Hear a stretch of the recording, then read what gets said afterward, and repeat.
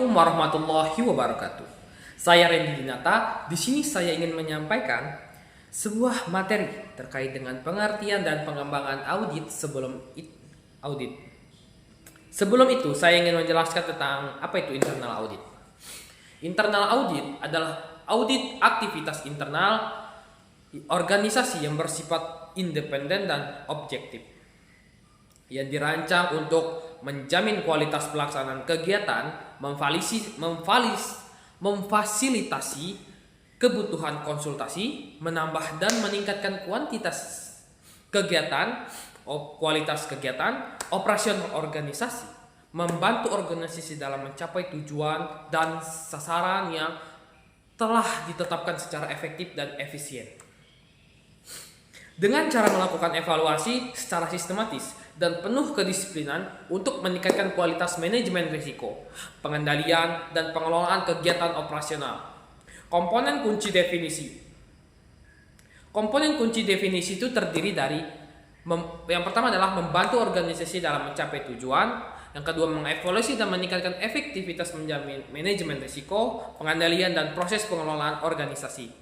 Yang ketiga itu adalah efektivitas penjaminan dan konsultasi yang dirancang untuk menambah nilai meningkatkan kualitas kegiatan operasional. Yang keempat itu adalah independen dan objektif.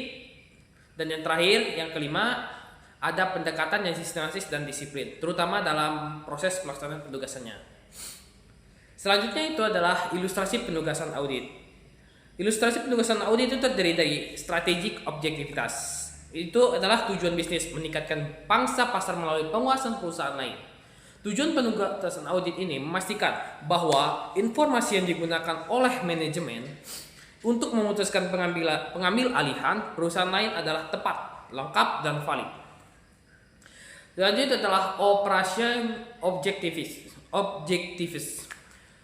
Di antaranya itu adalah tujuan bisnisnya dari ini adalah mengirimkan pesanan tidak lebih dari 48 jam setelah pesanan diterima. Tujuan penugasannya auditnya itu memastikan bahwa seluruh pesanan yang dikirimkan tidak lebih dari 48 jam sejak pesanan diterima. Yang selanjutnya adalah reporting objectives. Tujuan bisnis dari reporting objectives adalah sistem hanya membekukan transaksi yang valid. Tujuan penugasannya itu adalah melakukan verifikasi untuk memastikan kemampuan sistem dalam autentifikasi validitas transaksi yang masuk ke dalam sistem pembukaan. Selanjutnya itu adalah compliance objectives. Tujuan bisnis dari compliance objective adalah mematuhi peraturan administratif tentang keamanan dan keselamatan kerja.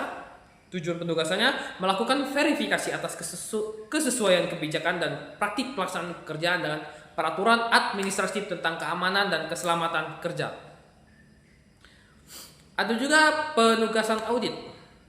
Penugasan audit ini adalah ada 3 tahap penting nih yang dalam proses penugasannya di audit internal. Yang pertama itu adalah perencanaan penugasan.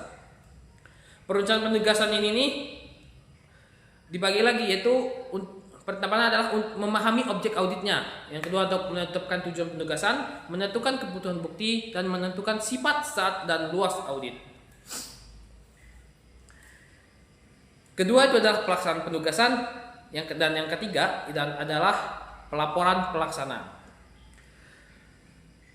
Setelah itu saya akan menjelaskan apa itu hubungan akuntansi dan auditing. Ilustrasi di atas konteks audit laporan keuangan. Dalam konteks audit internal, audit dilaksanakan untuk tujuan penjaminan kualitas seluruh aspek kegiatan internal organisasi, penyediaan fasilitas jasa konsultasi. Audit bersifat analitis dan investigatif berdasarkan logika, argumentasi, dan perumusan kesimpulan. Selanjutnya itulah kualitas kesimpulan dan data. Saran auditor tergantung pada kemampuannya dalam mengumpulkan dan mengevaluasi data yang kompeten dalam jumlah yang memadai. Selanjutnya saya ingin menjelaskan itu adalah profesi internal auditor. Ahli sejarah pernah mengatakan bahwa proses internal audit telah ada sejak sebelum abad Masehi. Namun, banyak pula yang berpendapat bahwa awal munculnya profesi internal auditor itu sejak didirikan IIA atau The Institute of Internal Auditor pada tahun 1941 yang pada saat berdirinya beranggotakan 24 orang sejak berdirinya IIA. IIA dan profesi internal audit berkembang pesat. Globalisasi meningkatkan kompleksitas struktur korporasi, e-commerce, dan kemajuan teknologi telah mendorong pertumbuhan pesat profesi internal auditor. Selanjutnya itu tentang cakupan jasa internal auditor. Tujuan terpenting internal audit ini adalah untuk membantu organisasi dalam mencapai tujuan dengan efektif dan efisien, yang mencakup penjaminan tentang efektivitas dan efisiensi proses bisnis, keandalan kualitas, sistem informasi titik. Pengamanan aset terhadap potensi kerugian termasuk kerugian karena kecurangan manajemen dan karyawan. Kepatuhan terhadap kebijakan manajemen komitmen bisnis dengan pihak ketiga peraturan dan hukum atau undang-undang.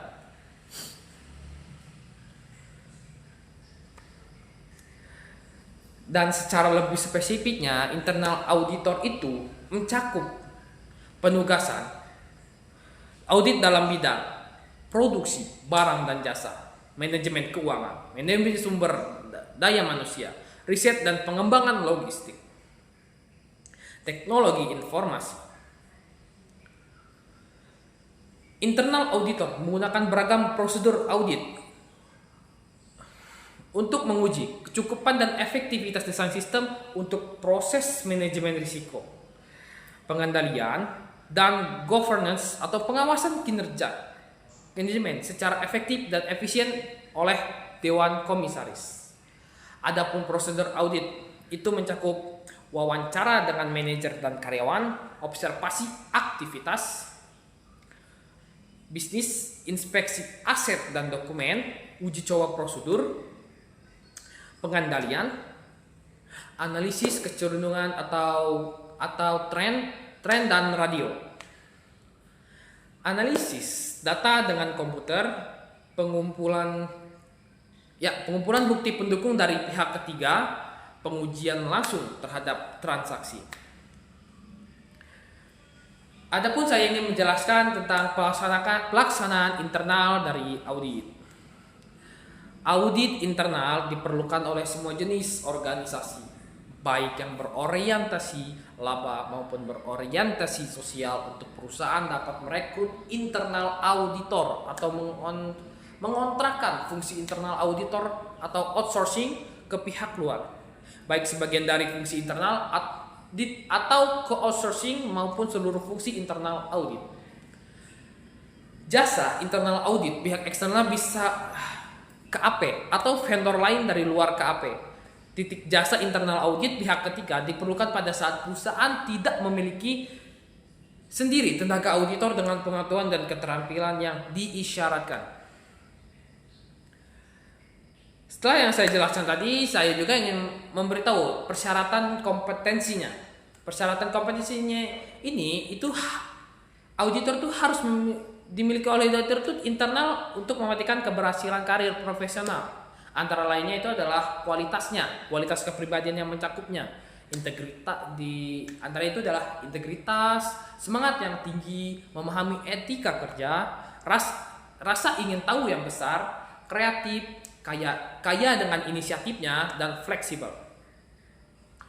Knowledge, skills, and credentials yaitu menguasai pengetahuan dan keterampilan sesuai dengan tuntutan kualifikasi penugasan audit. Internal auditor juga harus memahami secara mendalam karakteristik bisnis industri yang menjadi bidang kegiatan perusahaan. Dan baiklah, itu saja yang bisa saya sampaikan terkait dengan pengertian dan pengembangan dari audit. Selebihnya dari saya mohon maaf. Wassalamualaikum warahmatullahi wabarakatuh.